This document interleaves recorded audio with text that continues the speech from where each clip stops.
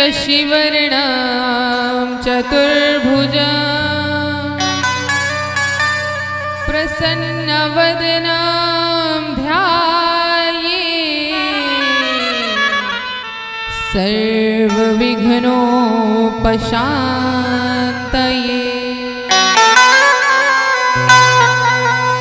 लोकाभिरामं रणरङ्गधीरं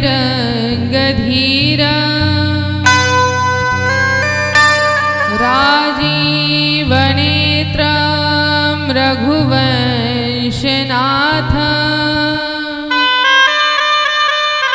कारुण्यरूपं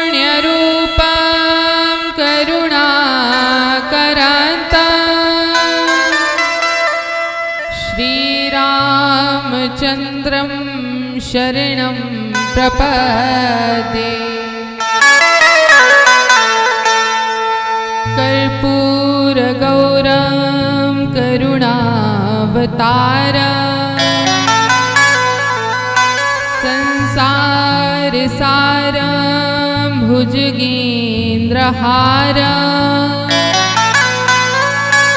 सदा वसन्तं हृदयारविन्दे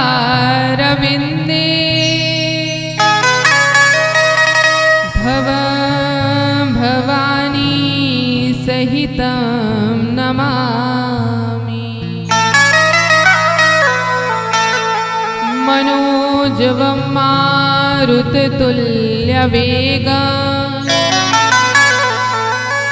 जितेन्द्रियं बुद्धिमतां वरिष्ठं वातात्मजं वानरयोत्तमोख्यं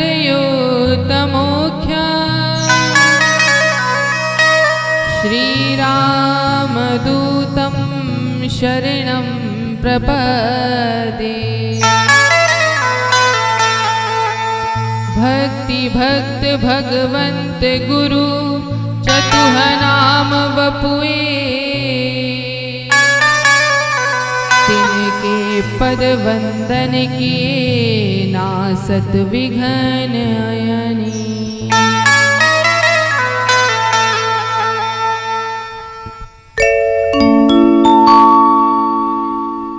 नीलांबुज श्याम मलकोमलांगं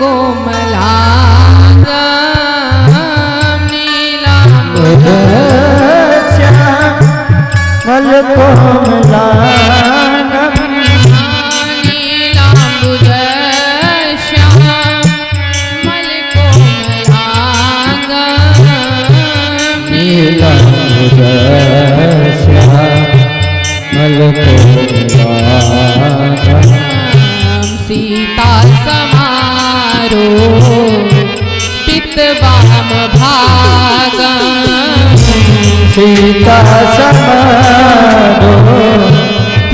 वाम भागं अमंगल भवन अमंगलहारी मंगल भवन अमंगलहारी द्रवाऊं सुदशरथ अजर बिहारी सुदशरथ अजर बिहारी अमंगल भवन अमंगलहारी मंगल भवन अमंगलहारी उमा सहित जेहि जप त्रिपुरारी उमा सहित जप त्रिपुरारी सिया राम मय सब जग जानी सिया सब जग जानी करहु प्रणाम जोरी जोग पानी करहु प्रणाम जोर जोर पानी सीताराम चरण रति मोरे सीताराम चरण रति मोरे अनुदीन बढ़ाऊं अनुग्रह तोरे अनुदीन बढ़ाऊं अनुग्रह तोरे जय जय जय हनुमान गोसाई जय जय जय हनुमान गोसाई कृपा करहु गुरु देव के नाई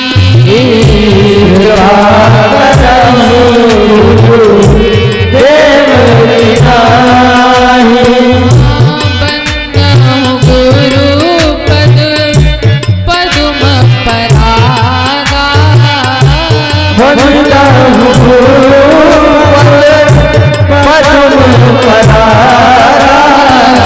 सुरुचि सुभाष सरस अनुरागा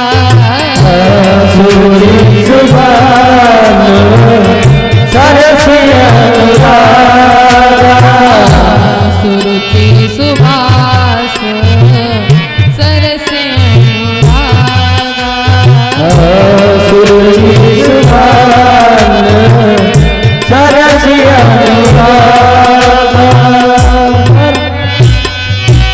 बोल दे श्री आनंद कंद भगवान की बोल दे साउंड जी महाराज की कुछ डिस्टर्ब हो गया क्या बना रहे हैं पंखा कूलर भी नहीं चल रहा कूलर अभी ये सब चालू हो रहा है इधर का सिस्टम बंद है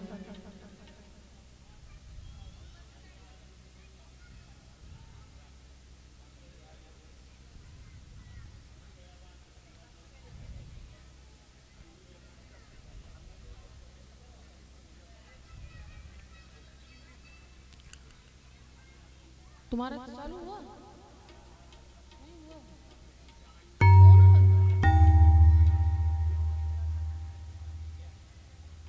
ये वाला चल रहा है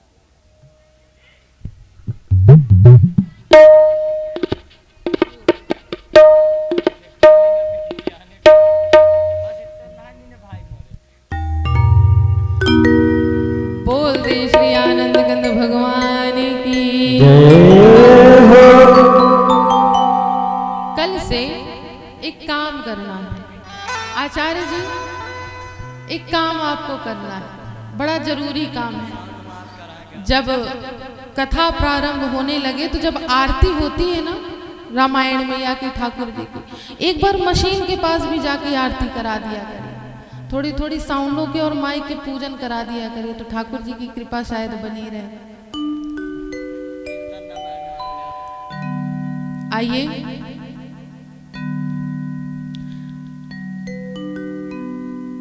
हम आप श्री राम कथा में प्रवेश करने के पहले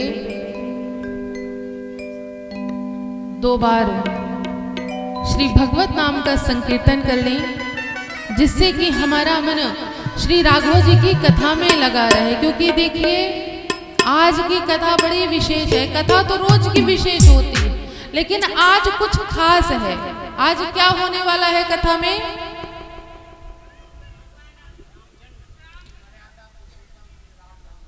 श्री राम जी का जन्मोत्सव हम आप मनाएंगे तो आज देखिए जिनकी कथा सुनने के लिए हम आप एकत्रित हुए हैं ये आयोजन रखा गया श्री राम कथा का तो आज श्री राम कथा में आज उन्हीं का प्रगटोत्सव जन्मोत्सव मनाया जाएगा आज वही परम ब्रह्म परमात्मा इस धराधाम पर अवतरित होंगे और धराधाम पर कहाँ होंगे एक अयोध्या में जब हुए थे ना त्रेता युग में और कलयुग में आपके बौरा ग्राम में आज होने वाले तो आप लोग कितने भाग्यशाली हैं कि आपके धराधाम में स्वयं राघव जी प्रकट होने वाले हैं कि नहीं है भाग्यशाली है ना तो आज की कथा बड़ी विशेष है, तो बड़े ध्यान से सुनिएगा। और ध्यान से सुनने के लिए पहले भगवान की कथा में मन लगाना पड़ेगा।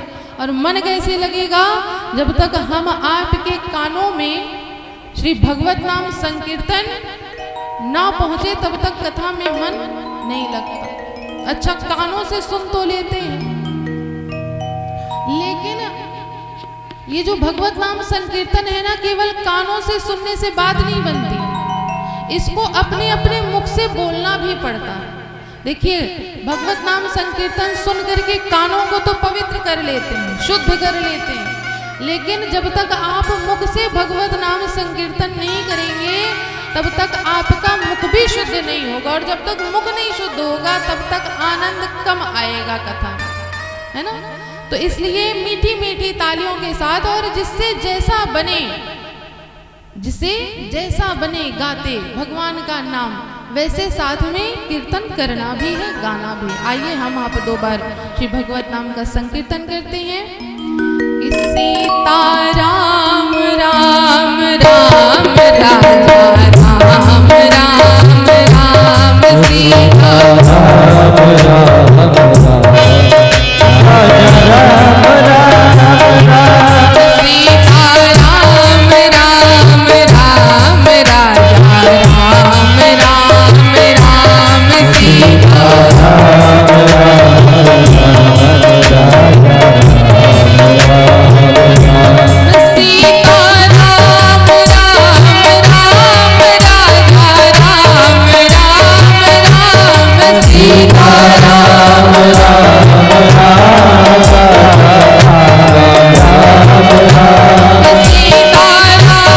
राम राम राजा राम राम राम सीता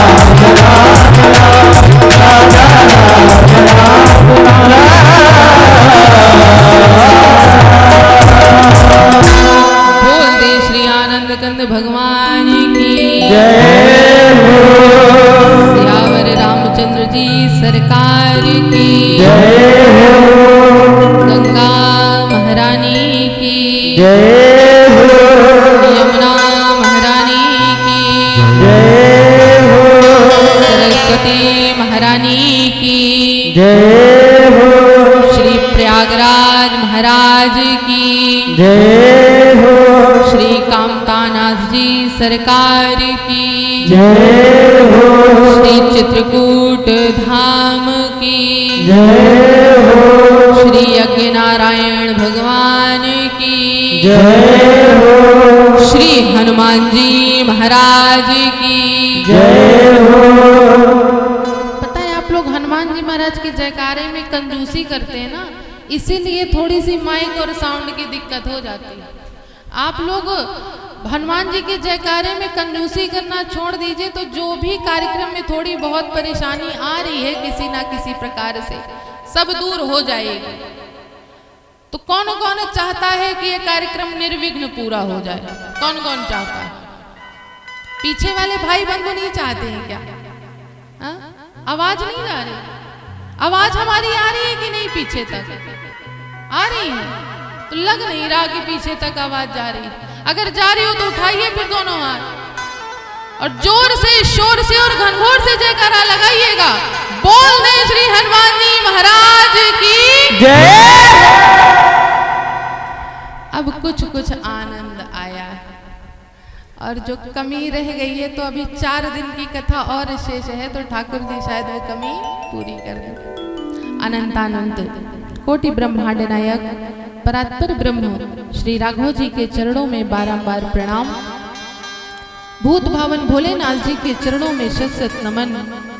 अनंत बलवंत श्री हनुमंत लाल जी के चरणों में बारंबार प्रणाम। गोस्वामी तुलसीदास जी के चरणों में शत शत नमन। गुरुदेव जी भगवान के चरणों में बारंबार प्रणाम। एवं आप सभी कथा प्रांगण में पधारे हुए भाई बंधु माता बहनों सभी को सादर जय श्री राम। हम आप सभी इस 7 दिवसीय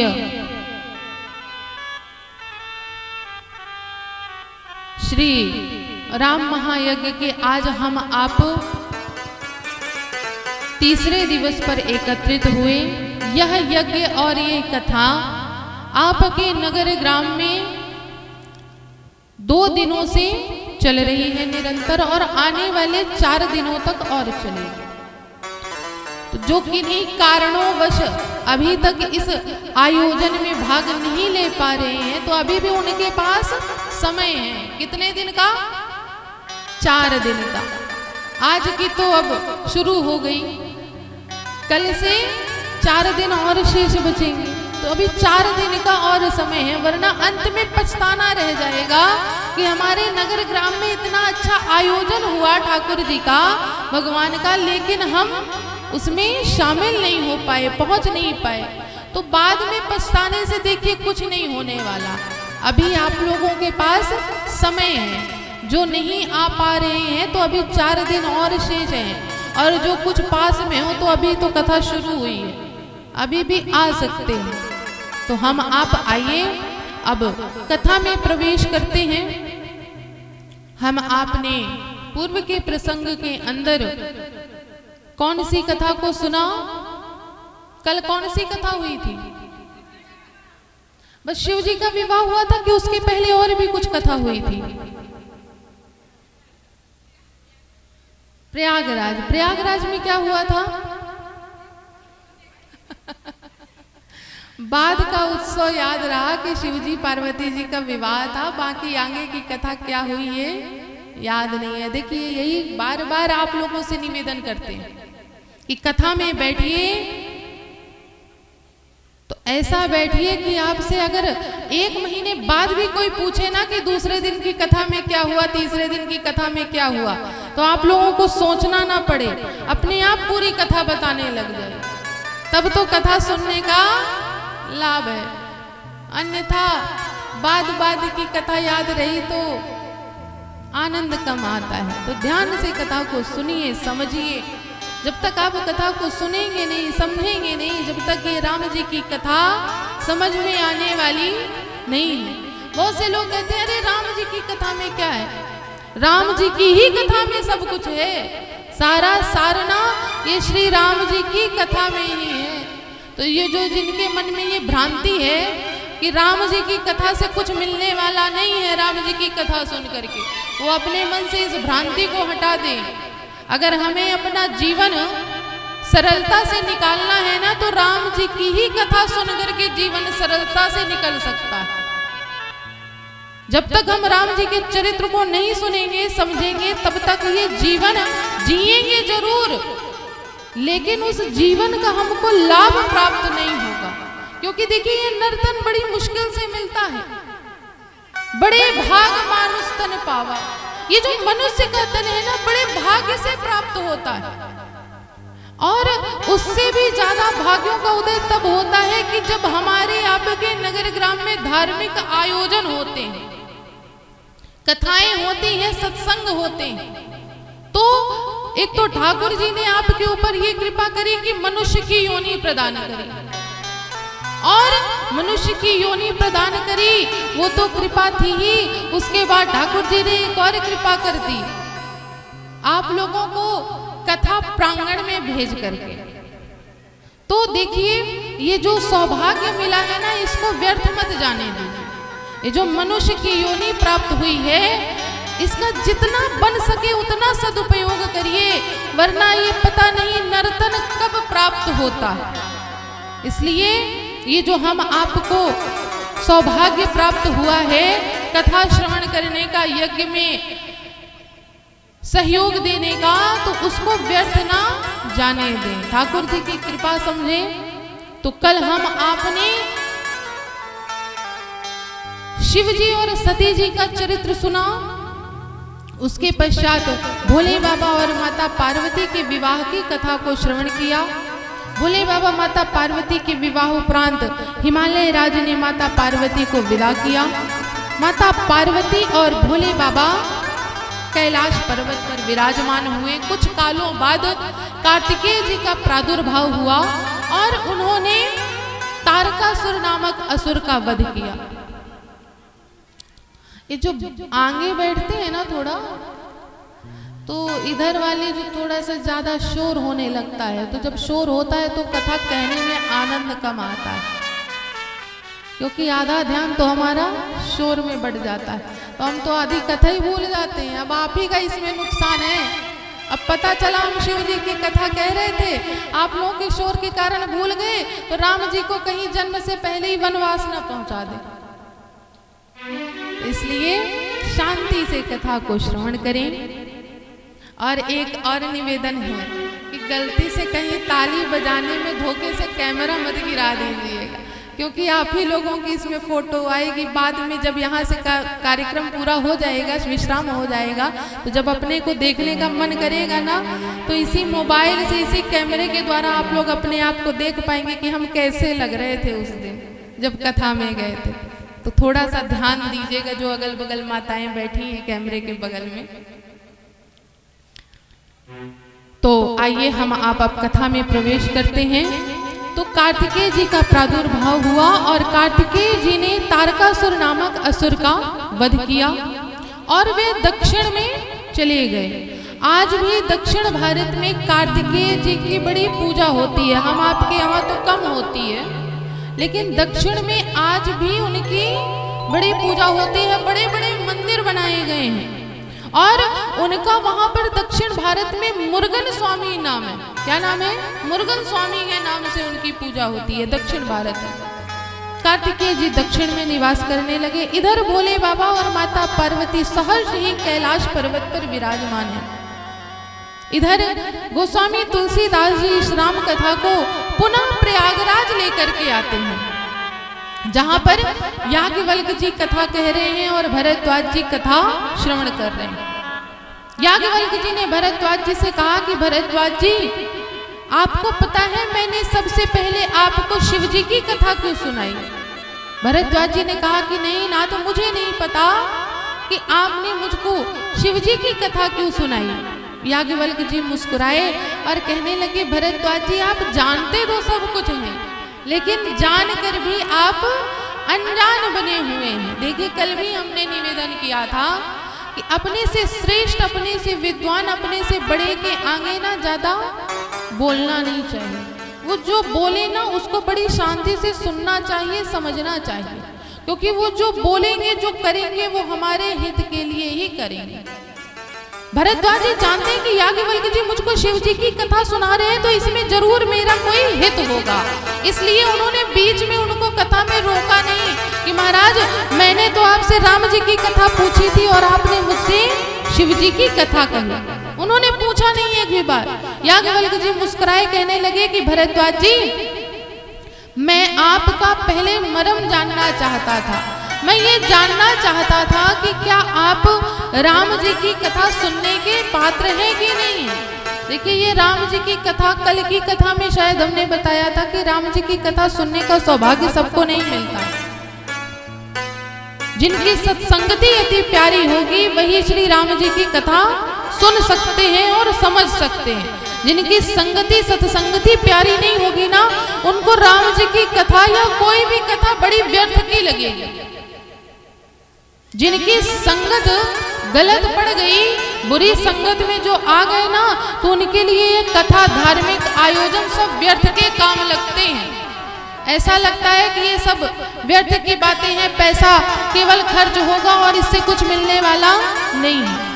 लेकिन एक निवेदन करें कि ये जो धार्मिक कार्य होते हैं ना, इससे केवल हम अपने इस लोक को नहीं, परलोक तक की बात को संभाल लेते हैं और इस लोक में भी हम इन धार्मिक आयोजनों के माध्यम से ना जाने कितने लोगों का कल्याण करते हैं। एक तो स्वयं का कल्याण किया और दूसरा जब धार्मिक आयोजन हुआ, मान लीजिए जैसे साउंड वाले भैया हैं, इनको बुक किया गया, इनको पैसे दिए गए, इनके घर परिवार में उनका सहयोग हुआ। टेंट वालों को पैसा दिया गया, उनका सहयोग हुआ। ब्राह्मण आए, ब्राह्मणों को दक्षिणा दी गई, उनका सहयोग हुआ। लाइट लगी है, लाइट वालों का सहयोग हुआ। भोजन बनाने वालों का सहयोग हुआ। जिस दुकान से भोजन आया उस किराने वाले का सहयोग हुआ। इस प्रकार से ना जाने कितने लोगों का एक धार्मिक आयोजन से सहयोग होता है। हमको ये बात पता नहीं चलती, हमको लगता है कि बस धार्मिक आयोजन कराने वाले सब इकट्ठे करके ले जाएंगे, ऐसा कुछ नहीं है, ये सब व्यर्थ की बातें हैं। इससे ना जाने कितने लोगों को सहयोग मिलता है और उनको लाभ प्राप्त होता है एक धार्मिक आयोजन से।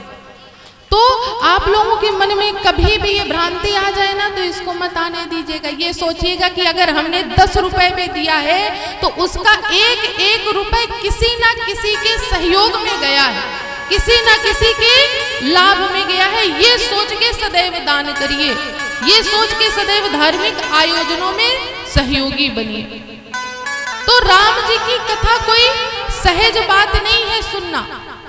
यही याज्ञवल्क्य जी भरद्वाज जी से कह रहे हैं। भरद्वाज जी ने कहा, नाथ अब ये आप बताइए कि क्या मैं राम जी की कथा सुनने का अधिकारी हूं कि नहीं। याज्ञवल्क्य जी ने कहा, भरद्वाज जी आप राम जी की कथा सुनने के हर प्रकार से अधिकारी हैं, कोई एक प्रकार नहीं, सभी प्रकार से आप राम जी की कथा सुनने के पात्र हैं। याज्ञवल्क्य